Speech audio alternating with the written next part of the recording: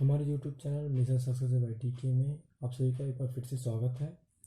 आज हम मूल विधि से संबंधित कुछ प्रमुख धाराओं को देखेंगे और उससे संबंधित कुछ ऐसे पॉइंट्स को देखेंगे जो कि हमारे लिए एग्जाम्स में बहुत ज़रूरी हैं।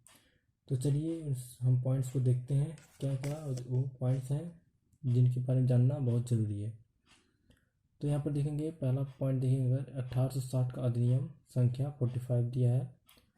सबसे पहले इसमें देख लेंगे, गवर्नर जनरल द्वारा अनुमति, इसको यानी भारतीय दंड जो संहिता है 1860, इसको गवर्नर जनरल द्वारा अनुमति जब मिली थी 6 अक्टूबर 1860 को अनुमति मिली है। और एक प्रवर्तन यानी जब लागू हुआ है 1 जनवरी 1862 से ये क्या हुआ है, लागू हो गया है। यानी अगर एग्जाम से पूछेगा तो यहाँ पर से दो देगा कि अगर लागू करने के लिए बता रहा है तो 1 जनवरी 1862 को क्या हुआ था, भारतीय दंड संहिता, यानी कि इसी को बोलते हैं भारतीय दंड संहिता को ही बोलते हैं आईपीसी। क्या बोलते हैं, आईपीसी बोलते हैं इसी को। ये क्या हुआ था, 1 जनवरी 1862 को लागू हुआ था। इसमें जो अध्यायों की संख्या है टोटल 23 है, 23 अध्याय है इसमें।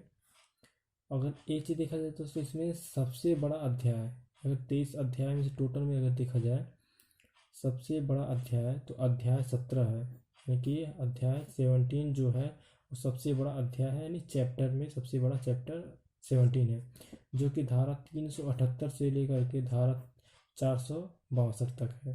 ठीक है, यानी कि धारा 378 से धारा 462 तक ये अध्याय 70 में दिया गया है। ये सबसे बड़ा क्या है, अध्याय है। और अगर सबसे छोटा अध्याय देखा जाए जिसमें सबसे कम धाराएं हैं, सबसे छोटा अध्याय में आ जाएगा अध्याय 23 में धारा कितना होगा, 511 के बारे में सिर्फ एक ही धारा है, वह क्या, धारा 511। ये सबसे छोटा धारा है, यह सबसे छोटा अध्याय है। ठीक है, ये सबसे बड़ा अध्याय हो गया और सबसे छोटा अध्याय हो गया। अगर कुल धाराओं की बात हम करेंगे तो कुल टोटल धाराएं हैं, अगर आईपीसी में 511 धाराएं हैं। और अगर इसमें अनुसूची की बात करते हैं तो इसमें अनुसूचियाँ नहीं दिया गया है, इसमें अनुसूची नहीं दिया गया है। और इसमें एक चीज़ देख लेंगे, यहाँ पर प्रथम विधि आयोग जो बना था, इसमें प्रथम विधि आयोग जो बना था 1834 में बना था प्रथम विधि आयोग। और इसके प्रथम विधि आयोग के जो अध्यक्ष थे लॉर्ड मैकाले क्या थे, प्रथम विधि आयोग के अध्यक्ष बने थे। ठीक है, और इनके सदस्य जो थे, 3 इनके सदस्य थे, मैकलियोड, एंडरसन और मिलेर या मिलेट। ठीक है, ये 3 इनके सदस्य थे जो विधि आयोग के अध्यक्ष, विधि आयोग के सदस्य के रूप में सब काम करते हैं। ठीक है, और जो अगर अध्यक्ष की बात किया जाए, प्रथम विधि आयोग के अध्यक्ष जो थे लॉर्ड मैकाले थे। ठीक है दोस्तों, आगे देखते हैं कुछ और पॉइंट्स को जो कि बहुत ही ज़्यादा इम्पोर्टेंट होने वाला है हमारे एग्जाम्स में। यहाँ पर देख लो दोस्तों, यहाँ पर है दिया हुआ है महत्वपूर्ण तथ्य में अगर देखेंगे, अपराध के जो आवश्यक तत्व होते हैं, मैंने मूल विधि के चैप्टर्स में, जो मूल विधि का मैं चैप्टर्स पिछली वीडियो में डाल चुका हूँ, उसमें मैं आपको बता चुका हूँ कि यहाँ पर अपराध करने के लिए क्या क्या कैसे किया जाता है तो अपराध होता है। उसी से रिलेटेड यहाँ पर है जो कि दिया है, अपराध के आवश्यक तत्व किन किन माध्यम से क्या होता है, अपराध होता है, यानी कि हम क्या क्या हमको ज़रूरत है जिसके हिसाब से क्या होगा, अपराध होगा। जैसे अगर यहाँ पर देखा जाए, अगर तत्वों की बात किया जाए तो मनुष्य तो उसमें होना है। ठीक है, जानवर के द्वारा तो होगा नहीं ये चीज़, तो मनुष्य इसमें आवश्यक है, मनुष्य होगा। ठीक है, और दुरास्य, मैं दुरास्य बता चुका हूँ आपको। दुरास्य मतलब जिसका क्या हो, गलत उसके बारे में भावना हो या उसके दिमाग में गलत विचार हो। और कार्य या लोभ या आपराधिक कृत्य, जो भी यहाँ पर क्या कर दे रहा है, यहाँ पर कार्य कर दे रहा है, किसी प्रकार का क्या कर रहा है, कार्य कर रहा है, या लोभ कर रहा है या आपराधिक कृत्य कर रहा है, जो भी अपराध से रिलेटेड ये काम कर देगा। ये तीसरा पॉइंट होगा। और चौथा पॉइंट होगा, ऐसे कार्य से अन्य को क्षति, जो ये कार्य कर रहा है, ठीक है, जो ये व्यक्ति कार्य करेगा उससे किसी को क्या हो, क्षति हो। मैं क्षति के बारे में भी बता चुका हूँ आपको। इंजरी जो होता है, 4 प्रकार से इंजरी होता है, तो उसी में आपको बता चुका हूँ। तो यहाँ पर इस तरह से अगर क्षति पहुँचा रहे हैं किसी प्रकार का मनुष्य के द्वारा, ठीक है, तो क्या होगा, वहाँ पर हमारे अपराध होगा। ठीक है, अगला पॉइंट देखेंगे, अपराध के जो चरण होते हैं, इसमें होता है, यहाँ पर बताया है आशय। आशय मतलब किसी चीज़ के बारे में सोचना समझना। ठीक है, कि किस तरह से क्या करना है हमको। और दूसरा पॉइंट क्या होता है, तैयारी करते हैं, तैयारी करने के बाद हम प्रयत्न भी करते हैं, कोशिश जो होता है। ठीक है, क्या कहते हैं, प्रयत्न करने की कोशिश करते हैं। तो यहाँ पर अगर कोशिश हो जा रहा है, सफल हो रहा है तो अपराध हुआ, नहीं सफल हो रहा है तब भी अपराध होता। ये दो प्रकार के होते हैं, दोनों अलग अलग होता है। सज़ा के हिसाब से इन दोनों को बांट दिया गया है। अगर क्या होता है, अपराध हो जाता है, एक्चुअली में हो जाता है अपराध, ठीक है, क्राइम हो जा रहा है, तो वहाँ पर जो सज़ा होगा ज़्यादा मिलेगा। अगर नहीं हो रहा है, प्रयत्न बस हो रहा है, कोशिश जब करके रह जा रहे हैं, ठीक है, तो वहाँ पर अपराध जो होगा सज़ा कम मिलेगा, ठीक है। और देखते हैं यहाँ पर प्रयत्न करना ही दंडनीय। अगर हम प्रयत्न कर रहे हैं, ठीक है, क्या कर रहे हैं यहाँ पर, अगर हम प्रयत्न कर रहे हैं तो वहाँ पर किस प्रकार से अगर वो क्या होगा, सज़ा मिलेगा और किस धारा के अंतर्गत आता है। तो प्रयत्न करना ही दंडनीय में आ जाएगा। पहला पॉइंट, हत्या का प्रयत्न। अगर हत्या का प्रयत्न कर रहे हैं तो धारा 307 में दिया गया है कि हत्या की कोशिश करते हैं। सदोष मानव वध का प्रयत्न है, अगर हम क्या कर रहे हैं, सदोष मानव वध का क्या कर रहे हैं, प्रयत्न कर रहे हैं, तो धारा 308 में दिया गया है इसके बारे में। तीसरा पॉइंट, आत्महत्या का प्रयत्न करते हैं, प्रयत्न कर रहे हैं, यहाँ पर हो नहीं रहा है, पूर्ण रूप से वो हो नहीं रहा है, क्या करें, यहाँ पर हम प्रयत्न कर रहे हैं, कोशिश कर रहे हैं, तो धारा 309 में दिया गया है आत्महत्या। और लूट का हम प्रयत्न कर रहे हैं, लूट कर रहे हैं, कहीं पर कोशिश कर रहे हैं, उसके लिए धारा 393 में दिया गया है, ठीक है।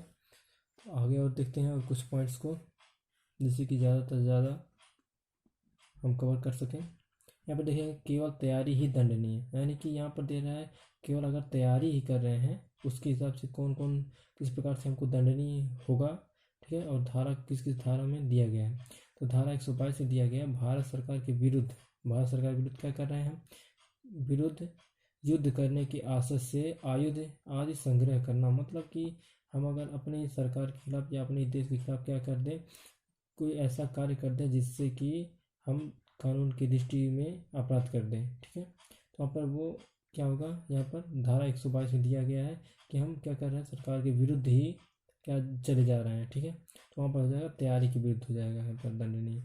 वहाँ पर देखेंगे धारा 126 जो दिया है, धारा 126 में भारत सरकार के साथ शांति का संबंध रखने वाली शक्ति के साथ लूटपाट कर रहे हैं।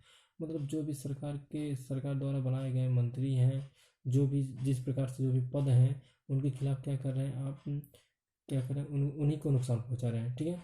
जो भी लोग सेवक हैं, जो भी पब्लिक सर्वेंट हैं, उन्हीं सबको क्या कर रहे हैं आप, नुकसान पहुंचा रहे हैं। तो ये भी हो जाएगा आपके पास, ये भी दंडनीय हो जाएगा तैयारी के हिसाब से, ठीक है।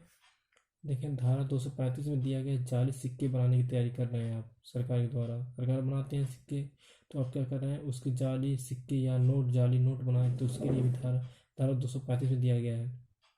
और देखा अगला दिया है धारा 399, डकैती करने के लिए तैयारी करना। आप क्या कर रहे हैं, कहीं पर लूटपाट कर रहे हैं, डकैती कर रहे हैं, तो वहाँ पर क्या होगा, धारा 399 दिया गया है, इसके बारे में तैयारी कर रहे हैं। यहाँ पर हर जगह क्या हो रहा है, आप तैयारी कर रहे हैं किसी न किसी चीज़ को कार्य करने के लिए, यानी कि किसी अपराध को करने के लिए आप क्या करें, प्रिपरेशन करें।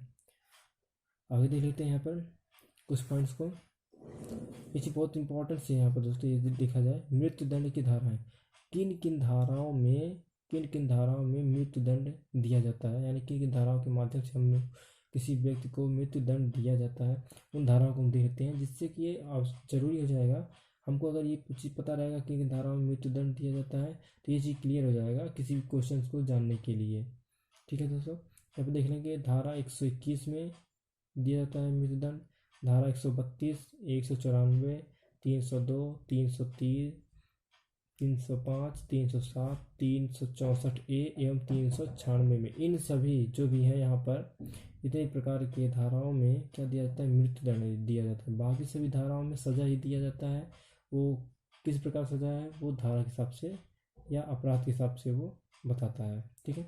यानी कि इन्हीं सब से क्या दिया जाता है, इन्हीं सब धाराओं में ही मृत्युदंड दिया जाता है, ठीक है।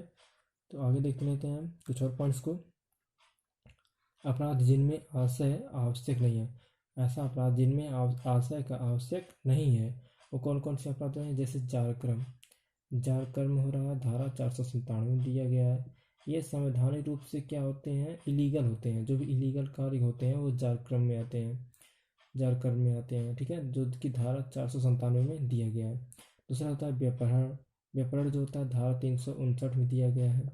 और तीसरा पॉइंट होता है द्विविवाह, धारा 494 में आ गया है। इनमें कोई आशय की जरूरत नहीं होता है, ये सभी 3 प्रकार के होते हैं, ठीक है, अपराध। अगला पॉइंट देख लेंगे हम, अगला पॉइंट देख लेंगे यहाँ पर दंड के जो प्रकार होते हैं, दंड के कितने प्रकार से दंड दिया जाता है, तो पहला पॉइंट हो जाएगा मृत्युदंड, सीधे सीधे होता है एक मृत्युदंड हो जाता है। दूसरा होता है पॉइंट आजीवन कारावास, या इसमें दिया जाता है आजीवन कारावास में कठोर कारावास, ठीक है। आजीवन जो कारावास होता है ये दूसरे पॉइंट वाला, इसमें कठोर कारावास ही दिया जाता है, उसके अलावा कोई ऑप्शन नहीं होता है, ठीक है। और तीसरा जो स्टेप होता है, तीसरा पॉइंट होता है दंड के प्रकार में कारावास। कारावास में दो प्रकार का कारावास हो सकता है। पहला हो सकता है सादा, यानी कि सिंपल कारावास होगा, आपको जेल बस ही होगा सिंपली। और दूसरा होगा इसमें अगर पॉइंट देखेंगे कठोर कारावास, इसमें आपको बहुत ही कठिनाई से गुजरना पड़ेगा, ठीक है दोस्तों। ये चीज़ है कारावास के बारे में। और अगला पॉइंट देखने से चौथा पॉइंट दिया है संपत्ति का संपहरण, यानी कुर्की से वो बोलते हैं। क्या हो रहा है, आपकी संपत्ति क्या कर रहा है, सरकार जब्त कर ले रही है, तो वहाँ पर क्या हो रहा है, यहाँ पर भी ये आपके हिसाब, आपके खिलाफ क्या हो रहा है, दंड हो रहा है, ठीक है, आपको दंड दिया जा रहा है। और पांचवा जो हो रहा है, आपके ऊपर क्या कर रही है सरकार, जुर्माना लगा दी है कि आप इतनी फीस को या इतने रुपए को आप जमा कीजिए सरकार के द्वारा, सरकार के पास, ठीक है। ये हो गया 5 प्रकार के, क्या हो गए, 5 प्रकार के क्या हो गए हमारे पास, दंड के प्रकार हो गए।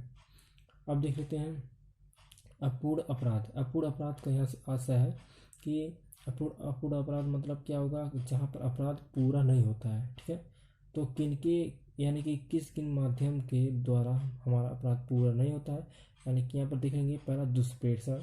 दुष्प्रेरण यहाँ पर बोल रहा है, तो ये अकेले ही रहेगा, अगर यही बस हो रहा है तो यहाँ पर भी अपराध नहीं होगा। षड्यंत्र कर रहे हैं, यानी कि हम किसी योजना को बना रहे हैं, बनाने से बस ये अपराध नहीं होता है। और किसी चीज़ को हम प्रयत्न कर रहे हैं, क्या कर रहे हैं प्रयत्न, किसके खिलाफ कर रहे हैं, किस योजना के तहत कर रहे हैं, ये सभी होना जरूरी है। तो ये अलग अलग जब रहेंगे, ये क्या रहेंगे, अलग अलग रहेंगे, तो वहाँ पर अपराध नहीं होगा। जब इन सभी को मिला देंगे, यानी इन सबको एक साथ लेकर चलेंगे, तब जाकर वहाँ पे जो अपराध होगा वो पूर्ण होगा, ठीक है दोस्तों। और हम कुछ चीज़ों को और पॉइंट्स को कुछ देख लेते हैं जो कि इम्पोर्टेंट्स होने वाले हैं। यहाँ पर देखेंगे दोस्तों,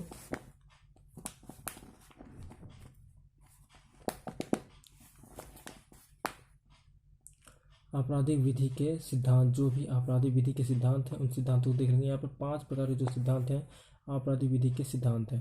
पहला होता है प्रतिकारी, पहला क्या होगा, प्रतिकारी या प्रतिशोधात्मक सिद्धांत होता है। दूसरा होता है प्रायश्चित्तिक या पश्चाताप का सिद्धांत होता है। और तीसरा भयोपकारी सिद्धांत। चौथा निवारक सिद्धांत। और पांचवा होता है सुधारात्मक सिद्धांत। इन सभी यानी कि 5 प्रकार के क्या होते हैं हमारे पास, आपराधिक विधि के सिद्धांत होते हैं। अगर सीधे सीधे पूछ लेता है कि कितने प्रकार के आपराधिक विधि के सिद्धांत होते हैं, तो 5 प्रकार के होते हैं। ऑप्शन में भी दे सकता है, 4 ऑप्शन, 3 ऑप्शन एक तरह से दे देगा और एक ऑप्शन अलग कोई दे सकता है, ठीक है। तो यहाँ पे हमको जानना जरूरी है, ये 5 प्रकार क्या है, आपराधिक विधि के सिद्धांत हैं। एक छोटा सा पॉइंट था, और आगे देख लेते हैं कुछ और पॉइंट्स को।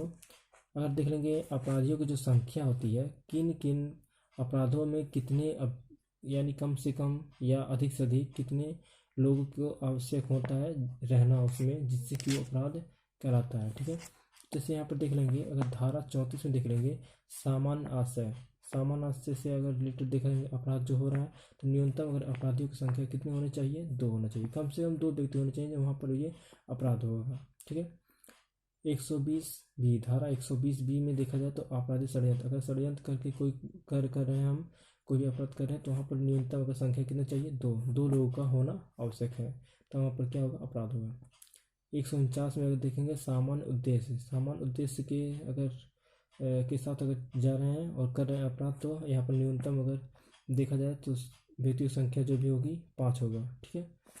159 में दिया गया है दंगा। दंगा बहुत ही इंपॉर्टेंट ये पॉइंट्स है, ये जो धारा दिया गया है दंगा के बारे में, ज़्यादा बार रिपीट कर दिया गया क्वेश्चन है, तो इसको ज़्यादा ध्यान दीजिएगा इन सभी पॉइंट्स को।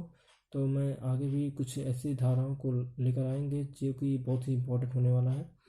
तो यहाँ पर देखें धारा में दिया है 159 दंगा के बारे में दिया है। जैसे दंगा यहाँ पर भी होता है, तो न्यूनतम 2 लोग हो सकते हैं यहाँ पर कि वो दंगा कर सकते हैं, ठीक है।